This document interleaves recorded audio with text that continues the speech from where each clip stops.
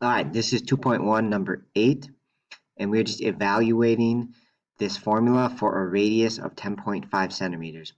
Function, again, is a relationship between two variables, in this case, volume and radius. And so we want to know what is the volume when radius is 10.5.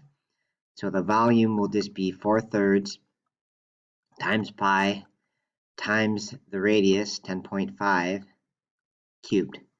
Okay, and so to figure this out, we just got to do these calculations, but just make sure we do PEMDAS. All right, which would mean we would need to do the cube first, then multiply by the pi and the 4/3. If you're doing a calculator, I'd kind of recommend entering it all at once, but just know that the fraction you have to enter with parentheses. All right, so if you want to see this on the calculator here, I'll do, oops, I did it wrong already. Parentheses, 4 divided by 3, close the parentheses, times pi, all right, and then times 10.5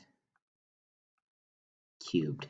And I think the calculator will do the PEMDAS here. It'll do this cube first and then multiply.